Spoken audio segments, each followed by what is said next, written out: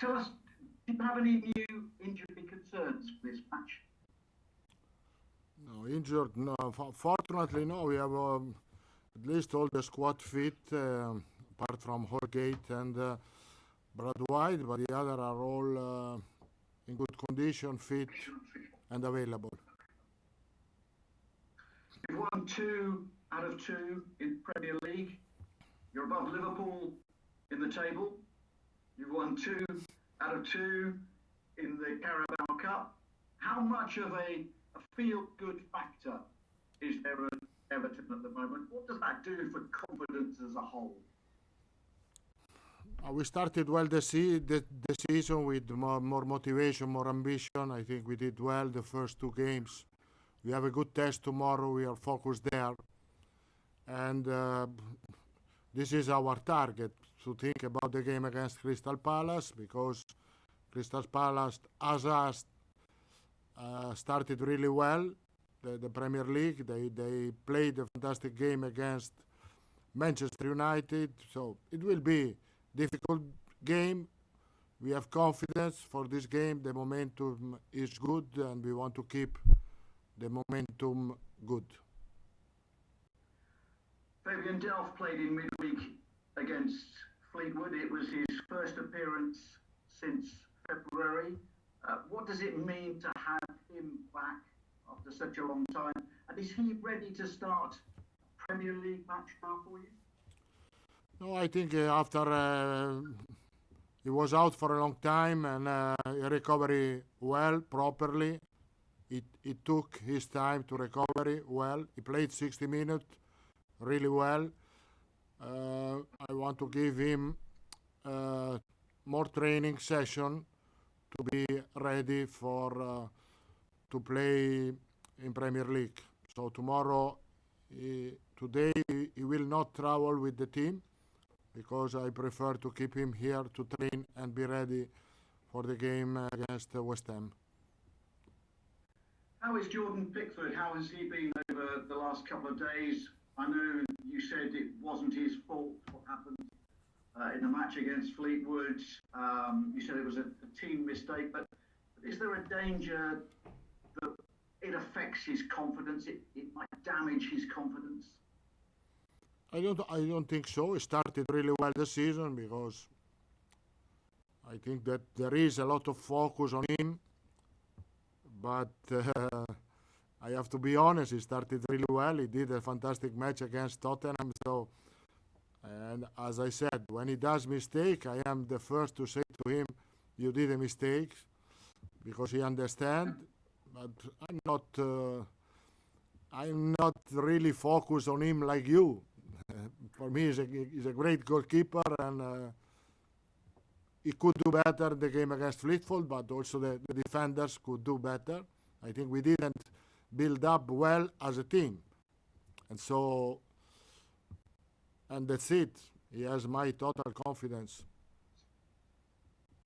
João Virginia signed a new deal in the week, but the club is still being linked with buying a goalkeeper during the transfer window, or bringing in a goalkeeper. Is that an area that you want to strengthen or not? No, we are not looking for this. You are looking, I think, for a centre-half. Have you made any progress? How confident do you feel about getting someone in before the window closes? As I said, we are looking to have a centre-back. Because we have, in this moment, available in the squad only 2, Mina and Michael Keane. If there is an opportunity or a possibility, I think we are ready to catch. Fikayo Tomori at Chelsea, is there any chance or no chance of that happening? Tomori is a Chelsea player, asked to the manager of Chelsea, not to me. I can talk about Jerry Mina, I can talk about Michael Keane, because if Lampard talk about Jerry Mina and Michael Keane, I will not be happy. Crystal Palace, as you said earlier, have won 2 out of 2. They finished last season quite poorly. What do you feel Roy Hodgson has done to turn things around there? Roy Hodgson is a fantastic manager. He knows really well the Premier League. He knows really well the characteristic of his players, and he built a team strong, really well organized, and using really well the characteristic of his players. Finally, from me, we were hoping that fans might be allowed back in to watch matches next month. That's not going to happen now. Clubs in the EFL are going to find things very difficult. How would you feel about Premier League clubs helping EFL clubs? I think that I'm not the right person to answer to this question. It's a difficult moment. In my personal opinion, we have to help each other to move on from this difficult moment. Football, but normal life also. It's a difficult moment. Everyone is going to hope that all the stadium will be full in the future as soon as possible, but we have to follow the protocol, and if there is a possibility, of course, helping each other could be a good sign. Thank you, Carlo. It's nice to speak with you again. Thank you. Good luck. Okay, we'll go to Alison from Premier League Productions, please. Hi, Carlo. How Hi. are you doing? Fine, you? Very well. Good, thank you. I want to start with Dom Calvert-Lewin, who's been doing so well under you. I know you spoke a little bit about working with Pippo Inzaghi, about one-touch passing, and I'm sure he's benefited from Duncan Ferguson as well. Can you give us a bit of an insight of what you've done with him in training to improve his form? Now he's joint Premier League top scorer with Son. Well, I think that the most important part is the fact that the player is really motivated to improve. You know that he's young. You know also that he has quality, and so we are trying to help him. I think that most of the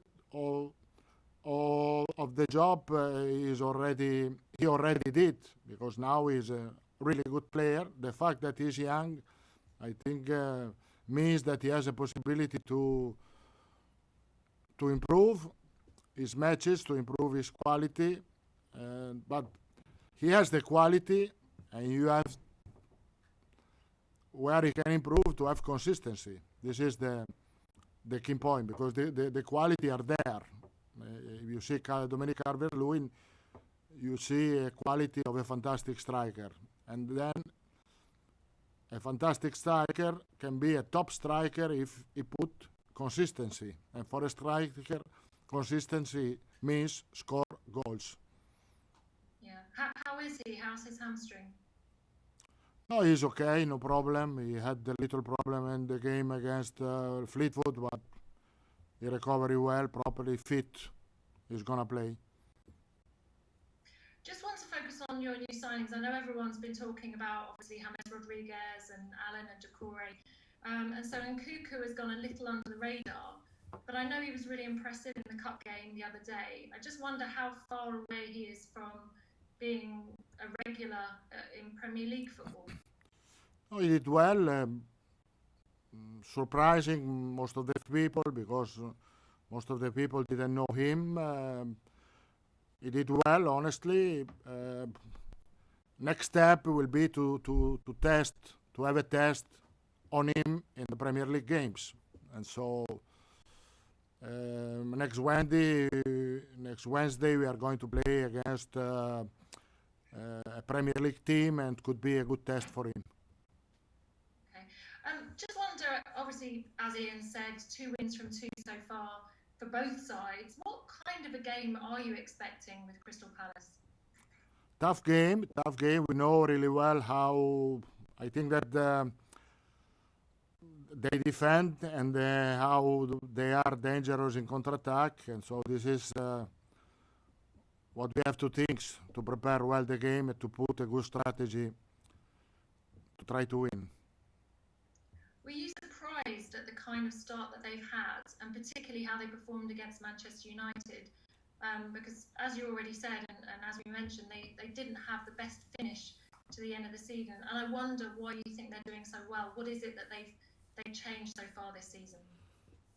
I was surprised for I saw the game against Manchester United. They defended really well and they were so dangerous and fast and quick in counter attack. And so that was, I think, the key of the game. The fact that Zaha played in front and not on side, I think, helped them to be more dangerous. Thank you, Carlo. Pleasure. We'll just go to Alistair from the BBC.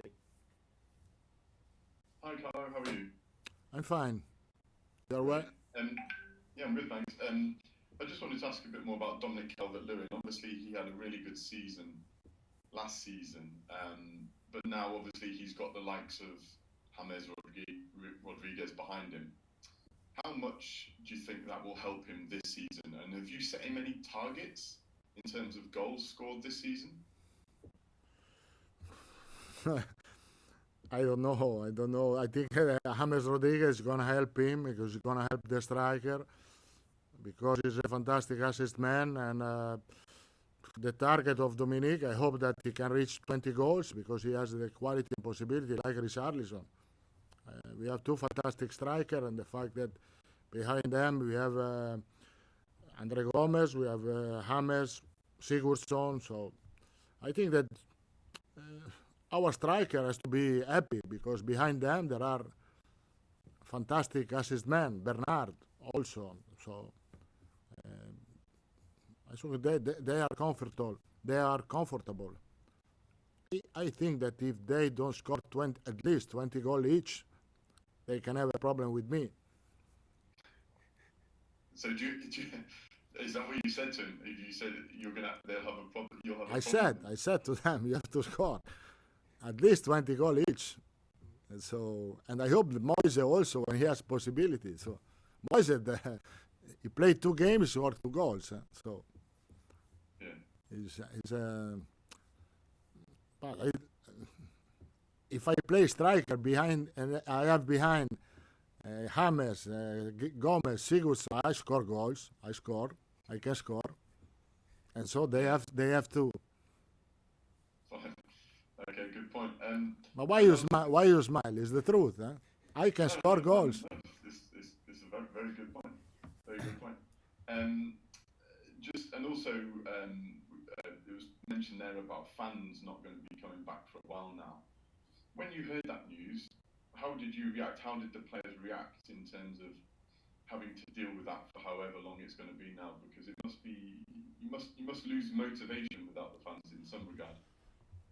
As I said, it's a different game because there is different emotion and it's a different game. But unfortunately, and I say unfortunately, the players are used now to play without fans and without supporters. But everyone hope that the stadium will be full as soon as possible. So just going back to the Calvert-Lewin, how many goals do you think you could score in front of James Rodriguez if you were playing a season? How many goals? Yeah, how many could you score with James behind you? With James at that time in Madrid, Ronaldo scored 56 goals. I'm not going honestly to ask to Dominic to score 56 goals, but he has to try to do his best. Okay, thank you. We'll just take one from Carl Malcolm, and then we'll go to Louis for a question as well.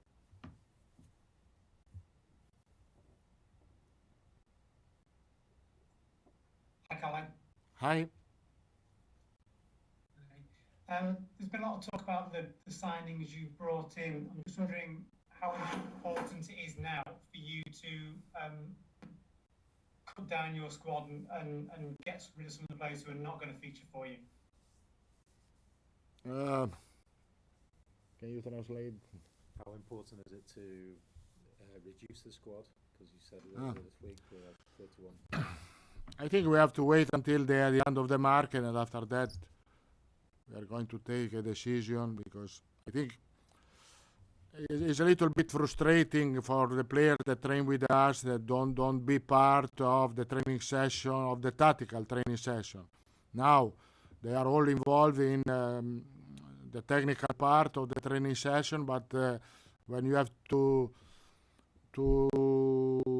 train the tactical part, you need only 20 players. So it will be difficult and also sad for a manager to say to them, you have to stay out this. So could be good, but until the end of the market, we have to wait a little bit. If we just go to Louis, please. Louis Restrepo. Hello, Carlo. Could you hear me? Yes, Hi, hello. I'm fine. Buenas tardes. Buenas tardes. ¿Cómo estás? ¿Todo bien? Muy bien. Okay, I have to ask in English. In that way, everybody understands me. But I would like to to ask you in Spanish. But anyway, I've been talking again about James Rodriguez, and you telling us, and even you can score goals with James assisting you. And watching his performance, I'm bearing in mind that some pundits had said in the past that the classical number 10 is disappearing. Do you think that James proved that they are wrong at the moment? Well, in this moment, he's not playing as a number 10, but yes, of course, the quality to play number 10. So now I think football, there are not the specific position like in the past, I think, when there was number 10, where there was an holding midfielder, when there was a winger. Now, players has to be able to do different things and to play in different positions on the pitch. Now, in this moment, James is going to play. He's playing on the right side, but not as a winger because he likes to come inside. And I want that he come inside to use his ability in the middle of the pitch.